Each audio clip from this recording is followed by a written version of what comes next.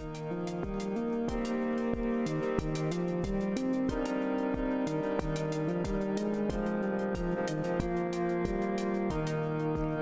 to Internally Guided Life, a podcast to help you unlock a life of balance, fulfillment, and joy. I'm Kayla Sweet, and together we are going to have fun and create change from the inside out. I'm so glad you're here.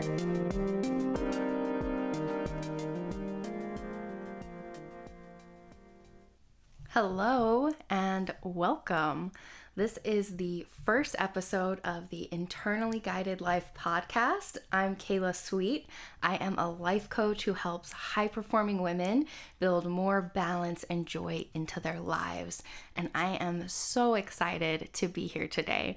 I have been dreaming of this podcast for years, and it is finally a reality thanks to some technical support and assistance from my husband. I am just thrilled to be here with you all. So for this first episode, given that today, as I'm recording, it is the last day of 2023. Tomorrow is the first day of 2024, a new year. And there's always a lot of things that come up for people as we go into the new year, as a year closes. There's a lot of conflict there. So I want to dive into that today for this first episode. So we're going to dive into New Year goals, resolutions, intentions, and reflections. All of the things that come up when we contemplate what the new year means to us. We're going to dive into the challenges that arise, and we are going to talk about the ways that we sometimes unintentionally set ourselves up to be hurt and disappointed at this time of the year, especially around goal setting and dreaming of our resolutions, the promises we're going to make to ourselves for the year to come. But before we dive into all of that, I want to give you a little more information about me and about this podcast as we get started on this journey together. I'm incredibly excited to be here.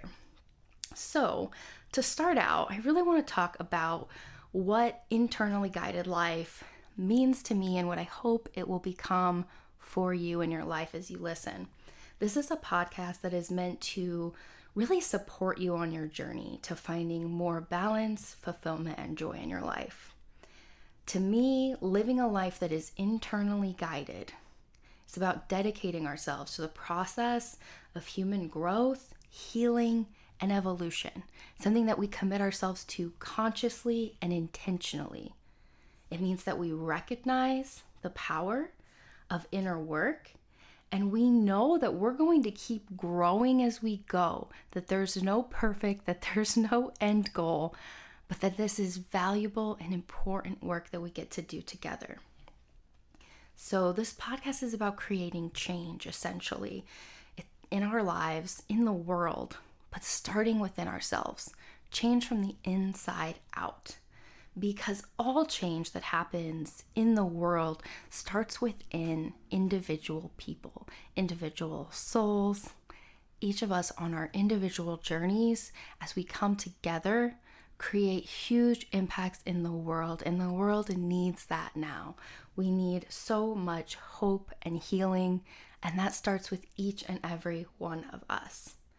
So that is what this podcast is for. It's because I believe that each of us has the responsibility to engage in this work, to do our inner healing, and to show up fully and participate in the healing of the world at large. Because we can't do that when we're just surviving, when we're barely getting through the day, when we're not reaching our potential. Nothing on a larger scale can change. We have to start here within each of ourselves. And the best part about this is it is the most accessible place to start. It's within reach for every single person. So I want this podcast to be somewhere that we can land together as we navigate this messy human life, this human existence that is so challenging and beautiful. I want this podcast to be a place that we can really explore practical things that we can do to thrive in our lives, and also to really dive into some of the complexity and challenge of being human in a real and raw way. This is going to be unfiltered. I'm going to very minimally edit this. I want it to be an experience that feels authentic for all of you. So sometimes, like today, this podcast will just be me talking about an idea and walking through something that I've found meaning from, maybe telling a story, unpacking a topic, and just sharing my thoughts and experiences and information I've learned with you all. And when the episodes go this way, it isn't meant to be one-way information sharing. It might come across that way when you're listening because you can't speak back to me. But I want this to be a conversation with each and every one of you. So I want to invite you, as you listen, to join me in my different communities on social media and on my website. I'm on TikTok, Facebook, and Instagram as Internally Guided Coach. I'm on LinkedIn as Kayla Sweet, and I want to hear from you. I want you to join me on this journey and give me your feedback, send me your questions, engage in a dialogue with me. Just because I have a certain opinion on something doesn't mean that's fact or that it aligns with your experience. And the only way I'm going to grow as I go through this process is to hear from all of you and to make this a community. So that's my request of you as we go forward with this podcast. Now, some of the other episodes, I am planning on inviting guests and doing more interview, conversation style, diving into topics with other people so that you can have that interaction and hear from others, not just me, hear the way that they see the world and how their experiences have shaped them and the practical advice they have to help you improve your life. So, no matter what we're doing, whether we have guests or it's just me solo, the goal is for us to connect and grow and thrive together. And we're going to have fun and we're going to laugh. And you'll probably hear me laughing at myself because I tend to make jokes that other people don't think are funny, but I do. So you'll get to enjoy all of that with me on this show. So that's a little bit about this podcast and what you're getting in for as you join me on this ride. And before we dive into today's topic, I also wanted to tell you a little bit about me and what brought me here. So some of you maybe have engaged with me already. Maybe you're already in my communities on social media or signed up for my email list, or maybe not. Maybe you just found this podcast or somebody sent it to you. Maybe it's just happenstance that you're listening right now. So if that's the case and you have no exposure of me whatsoever, I want to give you a sense of who I am and help you know me so that you can understand where these perspectives and opinions and stories are coming from. So I'm Kayla Sweet, and I'm just a person who really loves people and believes in the good of people and the potential of people. I'm also someone who is super aware of the challenges and struggles that we face, both individually and as a human species. There is so much that we have to overcome and so much that we have already that I think we sometimes forget. And I'll never minimize the challenges. I'll never minimize the things that are going on that are hurting people, where there is suffering and struggling, where I myself am struggling. I want to bring it all out and put it into the light because that is part of this human journey. It's not meant to be perfect and pretty and clean and Instagram filtered. It's meant to be messy, and that is part of who I am. I am somebody that knows that the struggles are what make us who we are, and the challenges that we grow through are what create just this abundance of beauty in the world. So this is kind of my perspective on life. I am someone that just really loves to grow and learn. I love to laugh and joke and have fun, and I want to have fun with you all in this space, so I hope that you're ready for that. In all seriousness, though, I am a person who ultimately is committed to the healing of our world and to community and to empowering women. And I know that this work starts within each of us, within you and within me. I want to empower you to go bravely within yourself and come out stronger, glimmering, sparkling, and shining with your own personal brand of magic. Because I believe in magic. I think we all have some to share with the world, But sometimes society, expectations, conditioning, trauma, all of this stuff just muddies it up and makes it feel less accessible to us. And I want to bring that back out. I want us to excavate some of that together. But on a little bit more of a personal level, I'm just going to give you a very brief history of me so that you know what brought me here and what perspective I'm speaking from, because it's important to know the context, right, whenever we're listening to the opinions of someone else. So I am one of 5 children that was raised by a single mother in the Midwest, very poor. We did not have money growing up, and that was just the norm for us. Life had its challenges. And from the very early days, I always knew life wasn't meant to be all sunshine and butterflies, and yet I've always been very optimistic. So one thing that is important to know about me is that we lost my father when I was only 4 years old to suicide. So this is why my mom had to raise me and my 4 siblings all by herself.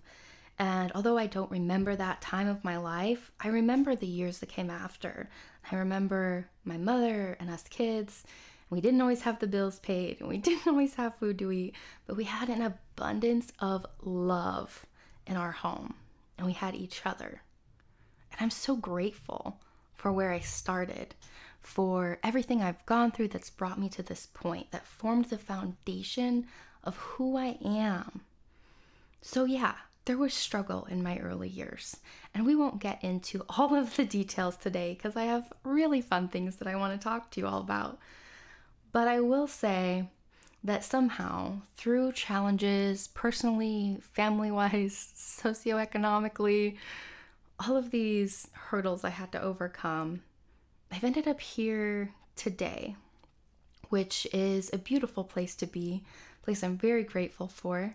It's been a long and meandering journey of healing, but now I'm surrounded by a strong community, and I have the most brilliant people in my corner. I'm married to a wonderful man, and I'm running a business that brings me joy. I have created something that I never thought was possible for myself, from absolutely nothing but optimism, will, and a lot of inner work. So just a little more information to give you a bit more context. I was a first-generation college student. I am educated at that level. I put myself through school. I got my bachelor's degree in psychology. Probably not surprising if you haven't picked up on it. I am fascinated by human beings, and I've spent my entire life trying to get to know and understand people so that I can support them, empower them, and love them better, and love myself better. I have worked in direct services and community mental health for many years. I've served as a leader, as a manager, I've worked in human resources.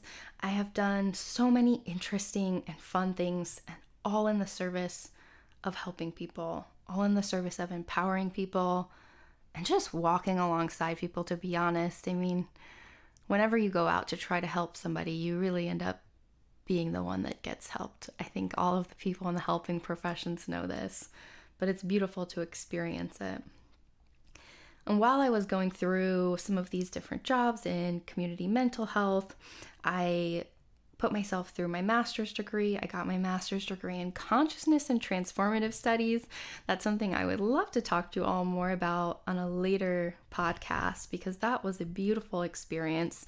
And just to give you a little context on what the heck that means, it was an interdisciplinary program that was founded on the principles of psychology, philosophy, and the new sciences. So it was a really, really powerful transformative program. And the intention of it was for us to change within ourselves so that we could change the world. So that's a very brief description, and you're probably still like, what the heck is she talking about? We'll get into it later. But that degree was extremely fulfilling. And one of the things that brought me into the coaching realm, because that was where I was introduced to coaching as a professional occupation. It wasn't something that I was aware of in much detail before that, what it takes to walk alongside someone on their healing process. So that's a little bit about me, the very brief version. There's a lot of messy parts that I left out, but hopefully on a later episode I can fill you in on some of the fun and adventurous stories of my life.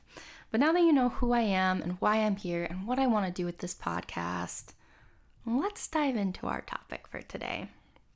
So today I want to talk about the new year. It's the last day of 2023. That brings up a lot of stuff for people. People get really antsy around these times that we tend to reflect and just imagine what's possible, but also think about what we did or didn't accomplish over a year. Think about the passing of time, thinking about what we want from our life that we don't have, thinking about what we're grateful for. There is so much that comes up for folks as they're navigating the end of a year and the beginning of a new one. And for me, I love this time of the year. I am a very sentimental person, and for me, any marker of time, whether it's the new year or a birthday or an anniversary, I relish in those moments. Because for me, it's an opportunity to reflect and to see what growth has happened, what healing has happened, what kind of adventures life has taken me on that I never would have imagined, never could have dreamed of. And so I love it. I love going through that process of reflection and honoring and offering gratitude to what has been. And I also love the turning of a new page, the new year. I love dreaming. I love dreaming about what could be. What do I want? At this point in my life, life is a playground. I'm just trying to figure out what I can do next because there are endless possibilities. And I want to experience so many things in this human life. So that's what the new year means to me. It means honoring and offering gratitude around everything that has been, everything that's transpired over the past year, over the past decade, all of these moments in our lives that we don't always take the time to pause and reflect on. I like to stop in these transitional times and reflect. And on the other hand, I like to dream. I'm excited about what is to come. I am somebody that's very intentional about being present in the moment, enjoying where I'm at and what I have.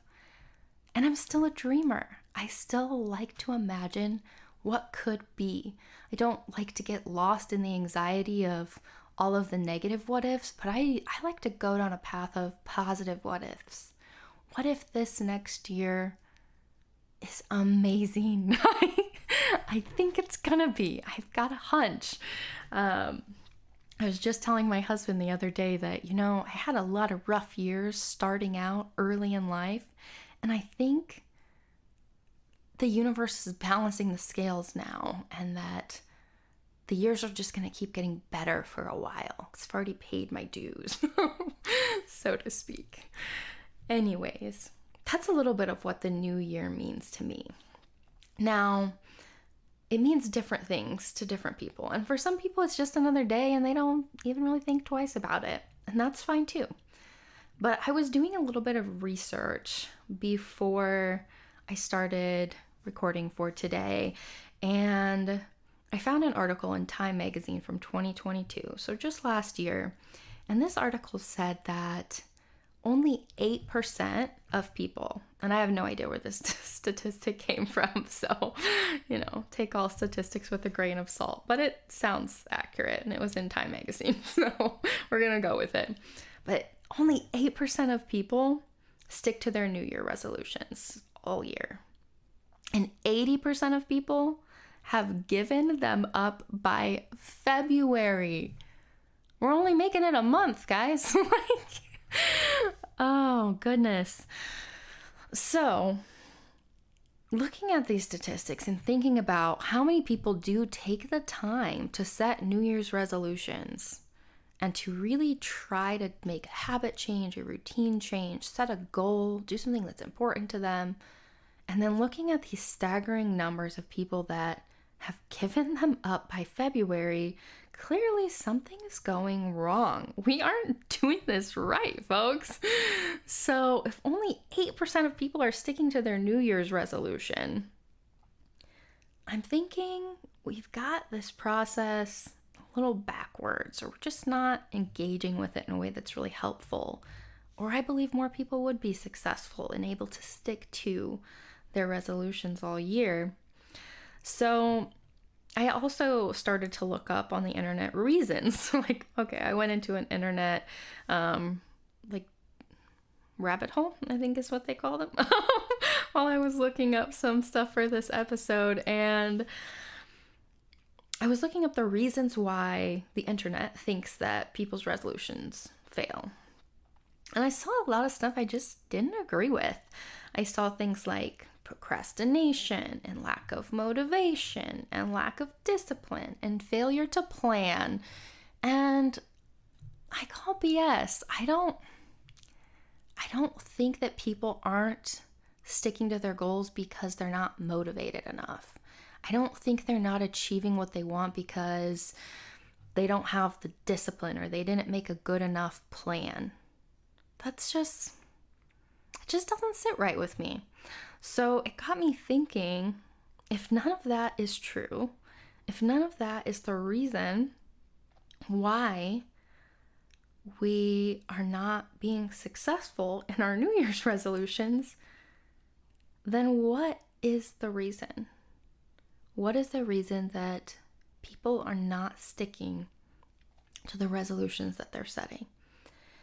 And if you're not familiar with a New Year's resolution, you probably are, but if you're not, these are essentially the goals and promises that people make to themselves, the commitments they make to themselves.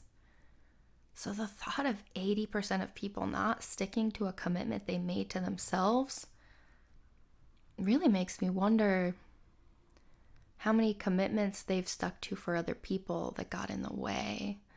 I think that is a barrier often, more so than lack of motivation or lack of discipline, but like a conflict in what's being asked of them by the family, by the world, by their friends, and what they want for themselves. And we are just all too often to sacrifice the commitments we make to ourselves in favor of commitments that we're making to other people, to organizations, etc. That's just not okay. I think we can do better. So we're going to dive into this a little bit more. One question that I thought was that maybe if our resolutions are failing, it's because they just aren't good resolutions to begin with. Maybe we aren't good at setting realistic goals, expectations, commitments that are aligned with what our souls really want and need. Maybe the reason we aren't achieving these resolutions we're setting is because they just really don't matter as much as we think they do. Maybe we are setting surface level goals and resolutions that are all the things that we think our society would want us to want, or that we think would make us happier because a commercial told us so, or that we think would make us appear successful. All of these things that just aren't really aligned with what actually matters in our human existence, but we're so often tricked into believing. I don't know. What do you think? You'll have to message me. I wish this was something where I could hear your answers right now, but think on this for a minute as you're listening. Do you think we're just setting bad resolutions? Why do you think this is? That 80% of people are not sticking with their resolutions past February. So, in my mind, as I was thinking through this, I thought, if you want resolutions that don't fail, by fail I just mean you don't stick to it for whatever reason, we've got a few options. And essentially I came up with two that made the most sense to me. And the first is, we could stop setting resolutions, period. And I'm going to dive into that a little bit more in a second. So that's one option. Just stop doing this to ourselves. Stop setting ourselves up for this disappointment and hurt. Or we could create better resolutions that are deeply meaningful, connected to our values, and are kind and realistic to ourselves, that are aligned with our lives. So that's the second option. So going back to the first one, I want to unpack each of these. If we stop setting resolutions, period, what could that look like? What could that mean? Now, in full transparency, I have not set New Year's resolutions in years. This is something I used to do when I was younger, probably like in my teen years, in my 20s. And I don't know, at some point in the last couple of years, I just realized they weren't really useful for me anymore. It wasn't something that I was benefiting from. So what I've been doing in lieu of New Year's resolutions, because I mentioned I like this time of year. I like reflecting, I like dreaming, I like setting goals in general. But when it comes to the new year, I really like to use the time to reflect, as I've mentioned, and I like to set intentions for the year to come rather than goals. And words are finicky, so these might mean something else to you than what they mean to me.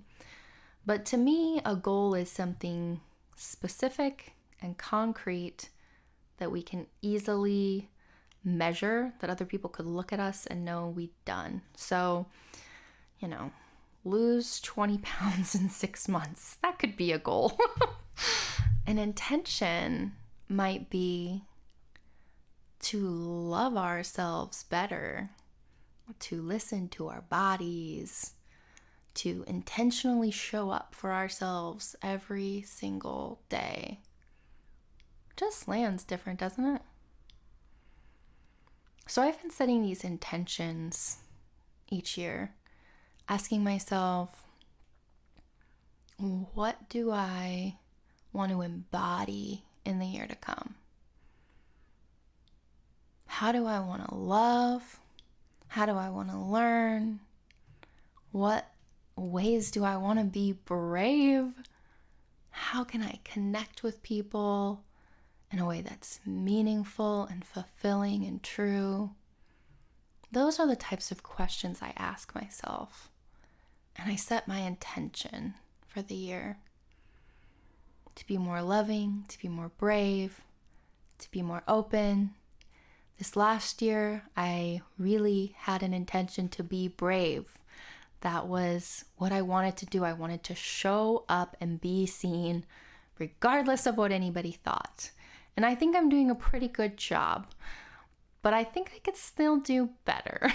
That's one of the reasons I started a podcast, because it's a little bit more vulnerable than a 90-second video to talk to you all for any extended period of time.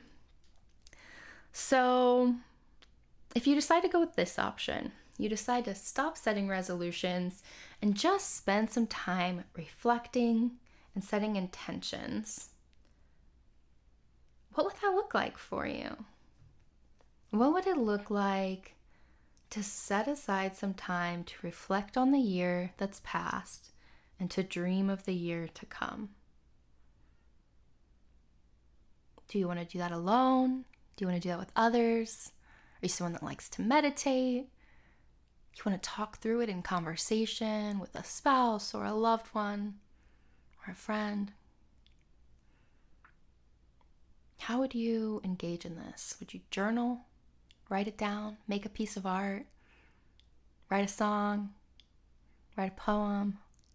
I like to write poems sometimes. They're probably not very good, but they're good to me. That's all that matters. But yeah, if you think that this path, if you just want to toss the resolutions out the window, what could you replace them with? What would feel right to you? How could you practice gratitude at this time? And I know gratitude is like becoming cliche because it's so highly talked about. And I think we can sometimes wrap up like gratitude and optimism into things that are really harmful and toxic, like toxic positivity, and denying the messiness of human existence and denying suffering and pain and invalidating people and invalidating our own emotions and all of this. And that's not what I'm talking about. I'm talking about the type of gratitude that makes you humble and grateful that you're here. Because no matter what challenges we've gone through, what pains, what suffering, what moments of beauty, if you're listening to this, you're still here. And that is an accomplishment in this day and age. To just keep getting up and going requires a lot of strength and resilience. And you can be grateful to yourself for that. Another thing you could do while you are reflecting and setting your intentions is to use this time to explore your values, beliefs, and thoughts. This is something I've been working with a lot in my own personal work this last year. And I think that the new year is a good time to get clear on these things, because we can so easily just get wrapped up in the day-to-day and lose sight of what actually matters. I think this is why we set bad resolutions, because we've forgotten what we care about. We're distracted, we're busy, we're stressed. So if you have a moment, if you have some time, 20 minutes, an hour, a day, whatever would be useful to you, what if you explored what matters to you now, at this point in your life? I think this is something we have to visit regularly because it changes. The things I value and believe now are way different than the things I valued and believed when I was in my 20s, in my teens. They're meant to grow and evolve and change as we move into new stages and phases of life. But if we aren't visiting them, if we aren't visiting our values, our intentions, our aspirations, what matters to us in our lives, what we want from our human existence, this experience, if we aren't visiting it, we forget. And we don't have clarity, and we just keep running and we don't know what we're running towards. So that's one path you could take. Get clear on your values. Identify what you believe.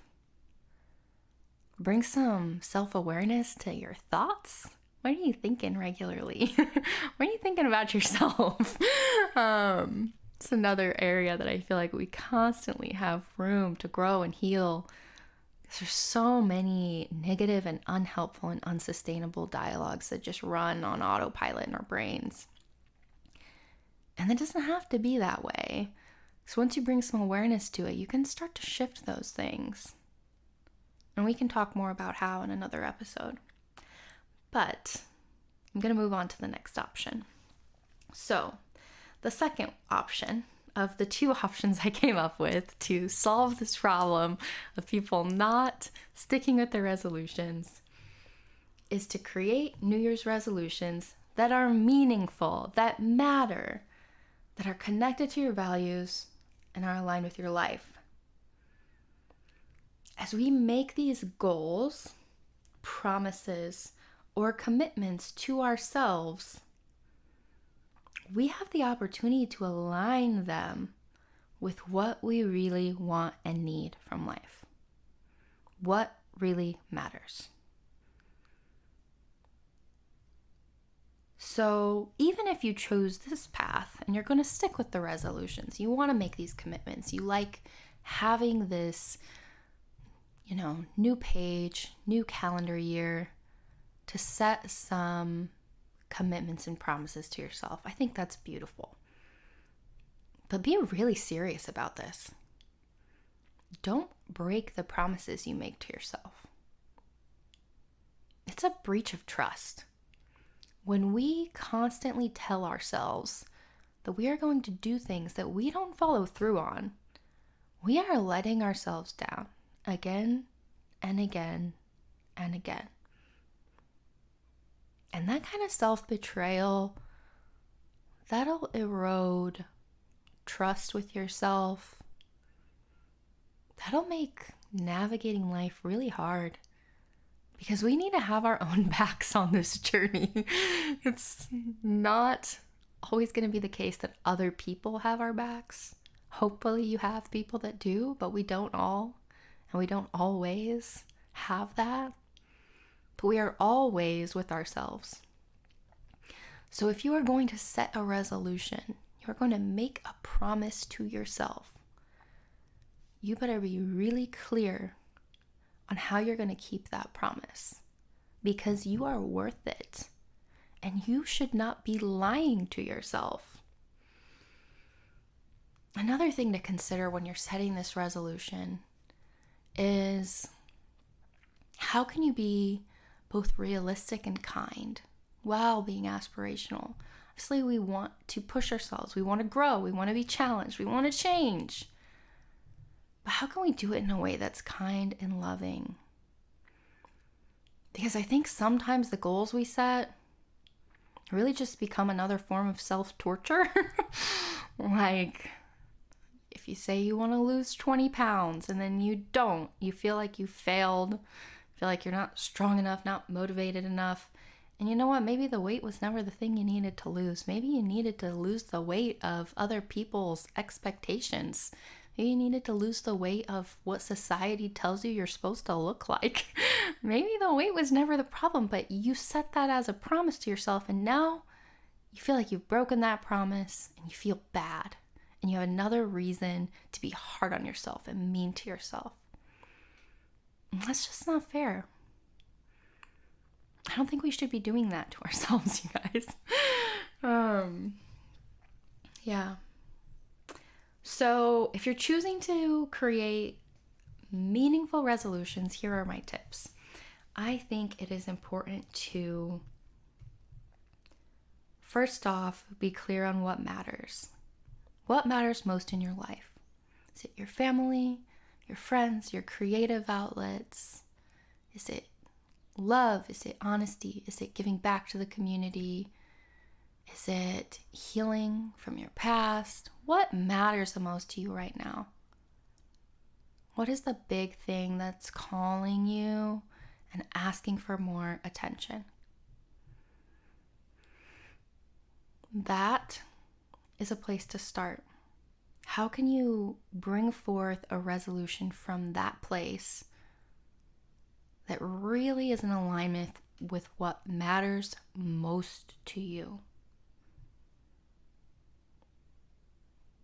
Then, once you have that clear, just do a quick check, a quick kindness check, and a quick reality check.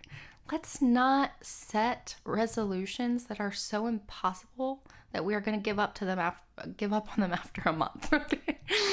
Let's not put ourselves in situations to be disappointed and betrayed by our own inability to follow through with our promise. Let's set resolutions that are kind and that are realistic. Because if you set a resolution and you meet it early, you can set a new goal at any time during the year. You can keep pushing yourself. But if you set a resolution on day one of a year that has you feeling overwhelmed and bad about yourself by the end of the month, what good is that to anybody? What good is that to your spirit? It's not. It's not good. So, hopefully that gives you some things to think on as you just engage with this time of the year, the closing of a year, the beginning of a new year, whether that means something to you or not. And if it doesn't, that's fine too. I like to take any opportunity that I have to reflect and dream, but not everybody is that way, and that's totally fine. But I hope this gave you a new perspective, a new way to think about this time of the year and what it can mean and how we can dream into being something more beautiful for ourselves this next year. So, as we go into 2024, let's not keep doing things that don't work. Let's make a commitment to do something different. Let's choose to not torture and shame ourselves. But regardless of what path you choose, let's all be a little more loving and kind to ourselves and each other this year. I think that's all I have. So thank you for listening and joining me on this wild ride of my first podcast. It has been so much fun. I hope that you will connect with me on social media and let me know what you thought. Let's keep this conversation going. I cannot wait to talk to you soon. Bye. Happy New Year.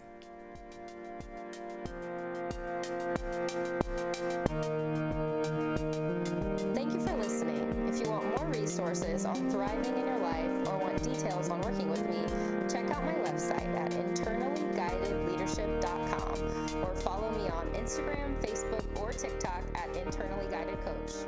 Be gentle with yourselves out there, and I'll talk to you next time.